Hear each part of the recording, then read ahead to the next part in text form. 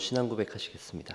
전능하사 천지를 만드신 하나님 아버지를 내가 믿사오며 그 외아들 우리 주 예수 그리스도를 믿사오니 이는 성령으로 잉태하사 동정녀 마리아에게 나시고 본디오 빌라도에게 고난을 받으사 십자가에 못 박혀 죽으시고 장사한 지 사흘 만에 죽은 자 가운데서 다시 살아나시며 하늘에 오르사 전능하신 하나님 우편에 앉아 계시다가 저리로서 산자와 죽은 자를 심판하러 오시리라. 성령을 믿사오며 거룩한 공회와 성도가 서로 교통하는 것과 죄를 사하여 주시는 것과 몸이 다시 사는 것과 영원히 사는 것을 믿사옵나이다. 아멘. 찬송가 447장입니다. 찬송가 447장입니다. 이 세상 끝날까지 함께 찬송하도록 하겠습니다. 찬송가 447장입니다. 이 세상 끝날까지 주 섬겨 살리니 내 친구 되신 주여 늘 함께 하소서. 주 나와 함께 하면 전쟁도 겁없고 주 나를 인도하면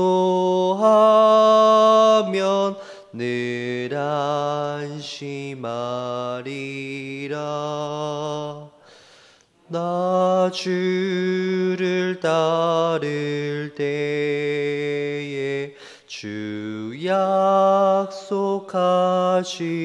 것 그 영광 중에 모두 이루어 주소서.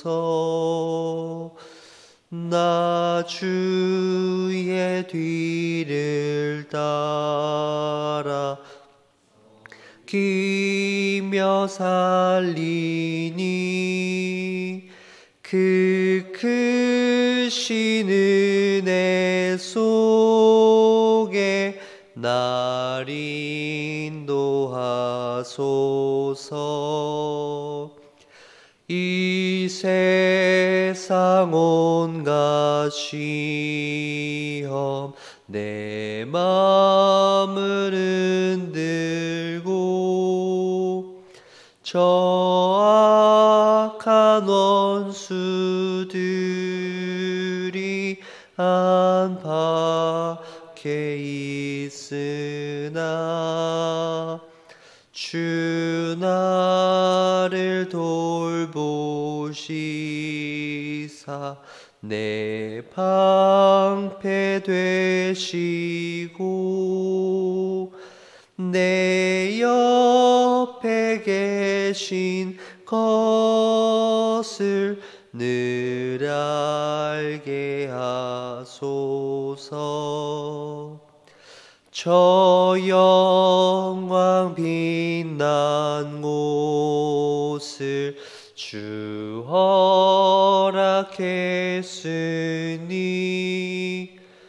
그 허락하신 곳을 늘 사모합니다.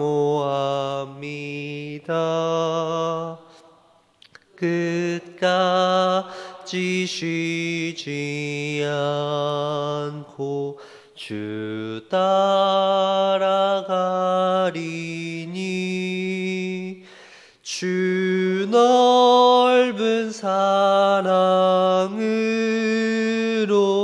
늘 인도하소서.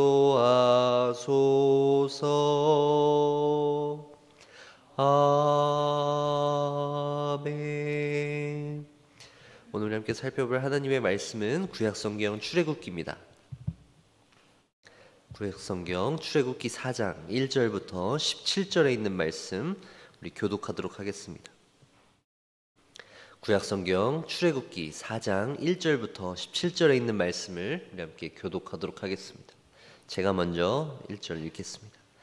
모세가 대답하여 이르되 그러나 그들이 나를 믿지 아니하며 내 말을 듣지 아니하고 이르기를 여호와께서 내게 나타나지 아니하셨다 하리이다.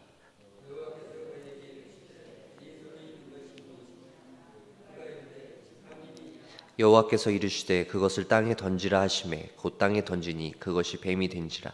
모세가 뱀 앞에서 피하매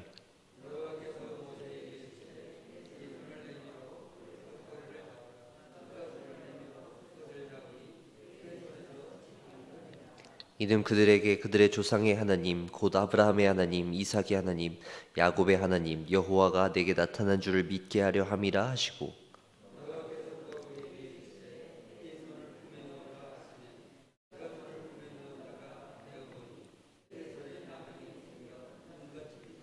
이르시되 내 손을 다시 품에 넣으라 하시매 그가 다시 손을 품에 넣었다가 내어 보니 그의 손이 본래의 살로 되돌아왔더라.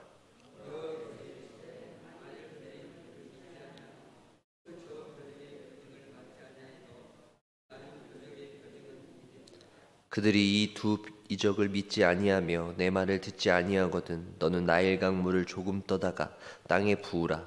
내가 떠온 나일강 물이 물의 땅에서 피가 되리라.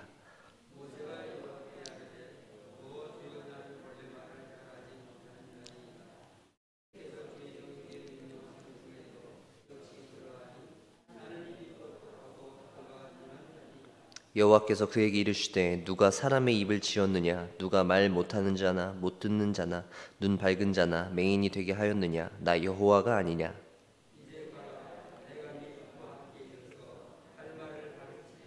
모세가 이르되 오 주여 보낼 만한 자를 보내소서.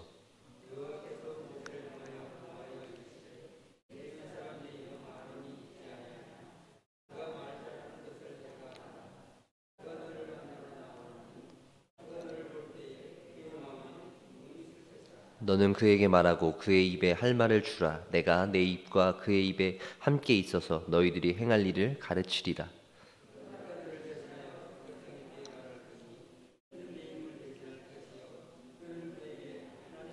함께 읽겠습니다. 너는 이 지팡이를 손에 잡고 이것으로 이적을 행할지니라.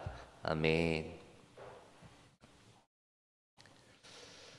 오늘 출애굽기 4장에 있는 본문은 하나님께서 이제 모세에게 그 사명을 주시고 그에 대한 모세의 반응이 기록되어져 있습니다.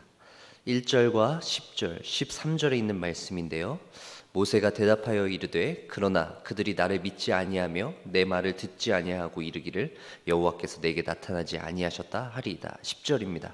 모세가 여호와께 아뢰되 오 주여 나는 본래 말을 잘하지 못하는 자니이다. 주께서 주의 종에게 명령하신 후에도 역시 그러하니 나는 입이 뻣뻣하고 혀가 둔한 자니이다. 13절에도요. 모세가 이르되 오 주여 보낼 만한 자를 보내소서. 이 세 구절 다 어떤 내용입니까? 모세가 하나님께 하나님 저는 아닙니다. 제가 하나님의 사명을 감당할 수 있는 자격이나 혹은 조건을 저는 갖추지 않았습니다. 다른 사람을 보내시옵소서. 이렇게 말하고 있는 것입니다. 모세가 광야에서 그동안 보냈던 시간이 어땠는지를 한번 생각해 볼 수 있을 것 같아요. 광야로 오기 전에 모세는 어땠나요? 자신의 동족을 돌보기 위해서 애굽에서의 그 호화스러운 생활을 마다하고 동족들을 돌보기 위해서 마음을 갖고 있었던 모세입니다. 그랬던 모세가 이제 정작 하나님께서 너희의 동족들에게 가라. 그리고 그들을 애굽 땅에서 이끌어내라 라고 이야기했을 때 모세가 어떻게 이야기하나요? 네, 저는 가지 않겠습니다. 이렇게 이야기합니다. 원래대로라면 모세가 이제 때가 왔구나. 드디어 내가 나설 때가 됐구나. 기뻐하지 않았을까요? 하지만 광야에서 한 40년을 보낸 모세가 하나님의 사명을 받았을 때 그때 모세는 이제 많이 달라진 모습으로 나타나는 것을 볼 수 있습니다. 이제 더 이상 자신은 그런 일을 할 수 있는 사람이 아니다 라는 말인 것이죠. 자기 자신에 대한 어떤 자신 없는 모습, 그리고 자신은 아무것도 아니라는 그런 모습을 보여주고 있던 것입니다. 광야 생활 이전의 모세가 자신감이 충만했던 모세였다면, 이제 광야 생활을 하면서 모세는 그런 모든 자신감들이 온데간데 사라져버린 그런 모습인 것입니다. 더 이상 아무것도 할 수 없게 된 자신의 처지를 바라보면서 낭망하고 좌절해버린 것입니다. 사도행전 7장 22절에 보면 모세가 애굽 사람의 모든 지혜를 배워 그의 말과 하는 일이 능하더라. 이것은 스데반이 설교 가운데에서 한 이야기인데요. 모세가 말과 하는 일이 능했다라고 기록하고 있습니다. 근데 모세의 정작 본인은 뭐라고 얘기하고 있나요? 나는 말을 잘 하지 못하는 자이, 그리고 입이 뻣뻣하고 둔한 자. 그럼 우리는 이것을 어떻게 이해해야 되는 것일까요? 모세가 자신에 대해서 좀 겸손하게 표현하고 있는 것일까요? 원래 말을 잘하고 모든 행하는 일이 능한 사람이지만 자신을 겸손하게 표현하기 위해서 나는 입이 뻣뻣하고 둔한 자입니다 라고 이렇게 하나님한테 이야기하는 것일까요? 그것보다는 모세는 하나님께서 주신 그 사명, 하나님께서 자신을 부르시고 이스라엘 백성들을 애굽에서 인도하여 내라고 하는 그 하나님의 사명이 부담스러운 것이죠. 하나님의 사명을 거절하는 것입니다. 하나님께 적극적으로 반항하는 것입니다. 겉으로는 완곡하게 아닙니다. 하나님, 제가 이런 것이 부족합니다. 이렇게 이야기하지만 사실 모세의 마음 가운데에는 하나님을 향한 어떤 불만이 있고, 그래서 하나님을 향한 반항의 마음이 숨어 있는 것이죠.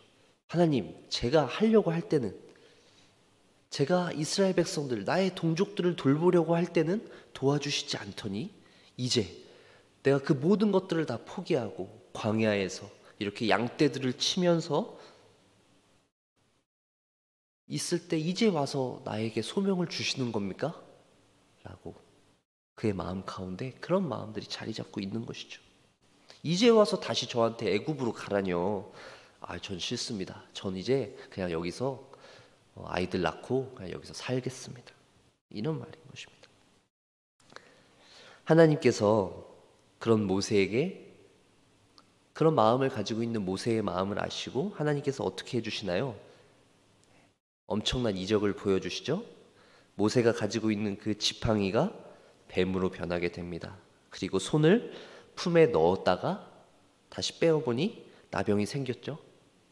손이 하얗게 된 것입니다. 그리고 다시 그 손을 품에 넣었다가 빼었더니 어떻게 됐어요? 손이 회복되어지는 그런 기적을 보여주신 것입니다.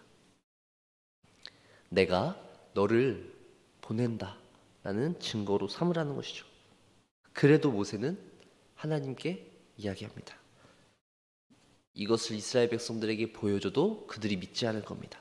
사실 모세는 이스라엘 백성들 핑계를 대고 있는 것이에요. 자기 스스로 하나님께서 하시는 그 명령 자체를 따르고 싶지 않았던 겁니다.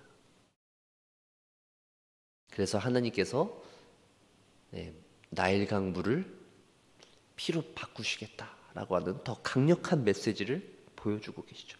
그래도 모세는 꿈쩍하지 않습니다. 여전히 나는 입이 뻣뻣하고 둔한 자입니다 라고 이야기하시는 것입니다.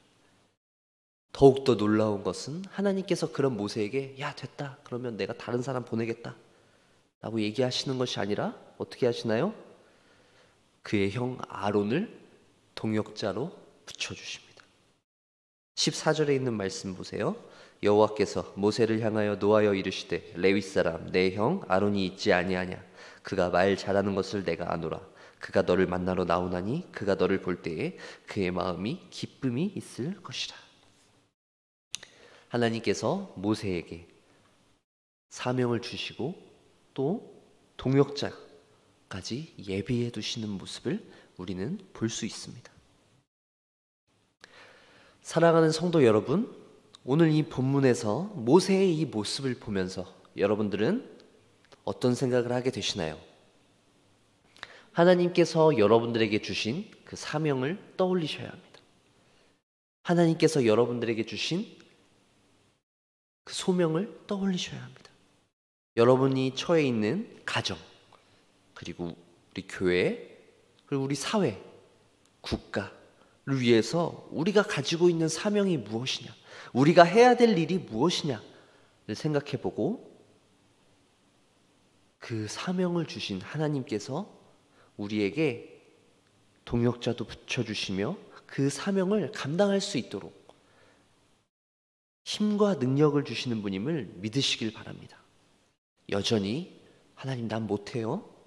나보다는 저 사람이 나을 것 같아요. 라고 하지 마시고 하나님께서 부르실 때 주님, 내가 여기 있습니다. 나를 사용하여 주시옵소서. 라고 고백할 수 있는 우리 멸류관교회 성도님들 되시길 주의 이름으로 간절히 축원합니다. 그리고 오늘 한 가지 더 우리가 본문을 통해서 살펴볼 것은 2절에 있는 말씀인데요. 2절에 있는 말씀 함께 읽도록 하겠습니다. 4장 2절입니다. 여호와께서 그에게 이르시되 내 손에 있는 것이 무엇이냐? 그가 이르되 지팡이니이다. 다윗에게 물맷돌이 있었다면 모세에게는 지팡이가 있었습니다. 모세의 이 지팡이는 어떤 특수한 지팡이가 아니죠. 모세가 장인의 양을 치면서 평소에 사용하던 그냥 평범한 지팡이입니다. 하지만 하나님께서 모세에게 내 손에 있는 것이 무엇이냐? 라고 물으십니다. 하나님께서는 모세에게 새로운 지팡이를 하늘에서부터 만들어 주실 수 있죠. 모세야, 이것 봐라. 내가 너를 보낸 자격이다. 라고 하면서 막 빛이 번쩍번쩍하는 지팡이 딱 주셨으면 사람들이 그걸 볼 때 아, 하나님께서 모세를 보내셨구나. 이렇게 인정할 수 있을 만한 그런 것들 보내주실 수 있지 않으시겠어요? 하지만 하나님께서는 모세가 사용하던 그 지팡이를 그대로 쓰게 하십니다. 하나님께서는 눈에 보이는 것들로 승부하시는 분이 아니십니다.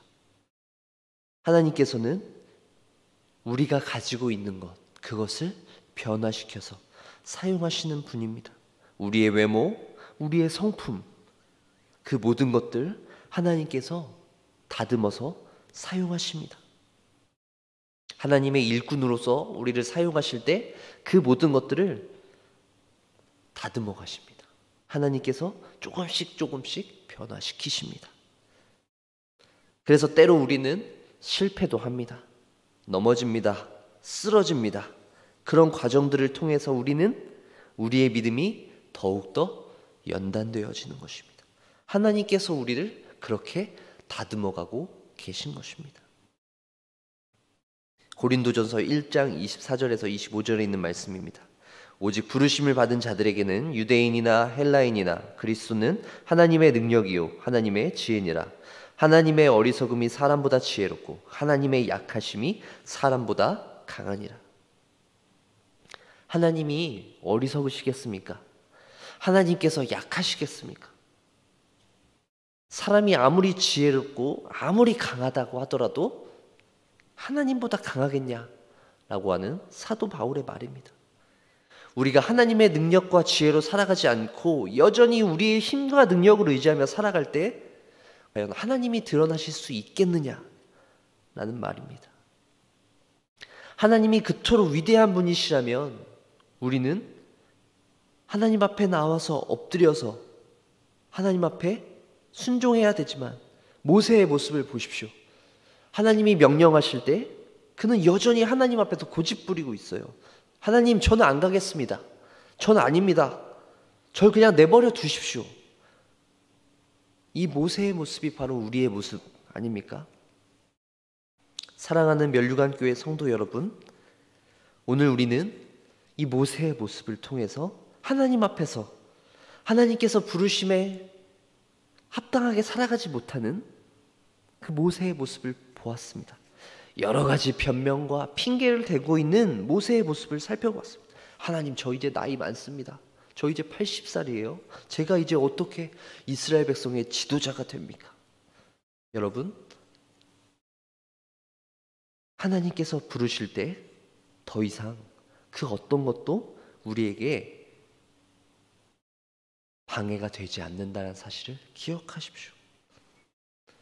아유, 나는 그러지 말아야지. 나는 모세처럼 그러지 말아야지. 라고 생각할 수 있지만 우리 역시도 모두 동일한 사람이기 때문에 여전히 모세와 같이 그렇게 핑계대고 있는 모습을 살 수 있을 때가 너무나 많은 것 같습니다. 하나님께서 우리가 도저히 감당할 수 없는 일, 그런 일들을 맡기시면 어떡하지? 불안하고 초조해집니다. 괜히 내가 하나님, 제가 여기 있습니다. 나를 보내시옵소서라고 얘기했을 때 갑자기 너무 힘든 일 맡기시면 어떡하지? 모든 사람들이 볼 때 와, 멋있다. 와, 부럽다. 라고 하는 일들을 맡기는 게 아니라 아무도 하기 싫어하는 일들, 그런 일들을 맡기면 어떡하지? 그럼 모세처럼 변명하실 것인가요? 핑계 대실 것인가요? 하나님 앞에 순종하실 준비가 여러분 되어 있으십니까?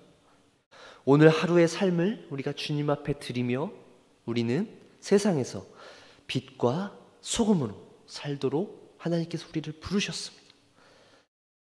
여러분들의 삶 가운데 너무나 힘들고 어려운 일, 하나님 저 정말 이거 하기 싫습니다 라고 할 정도로 우리에게 그런 어려운 일들이 주어진다라고 하면 우리는 어떻게 해야 될까요? 바로 그것이 하나님께서 내게 보내주신 그 사명의 자리라는 것을 깨달으시고 하나님 앞에 기도하며 하나님을 의지하며 나아가야 할 것입니다. 하나님께서 그럴 때 우리에게 동역자를 붙여주실 것입니다.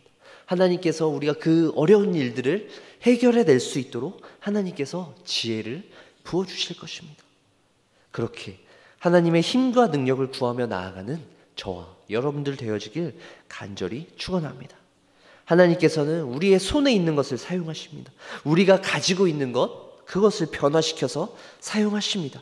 우리의 연약한 몸과 마음을 성령님을 통하여서 새롭게 변화시키신다는 사실을 기억하시길 바랍니다. 여러분의 몸과 마음을 정돈하시고 하나님께 내어 맡기며 오늘 하루 그리고 이 새로운 한 주간 하나님과 동행하며 새롭게 힘있게 살아가는 저와 여러분들 되어지길 간절히 축원합니다. 기도하겠습니다.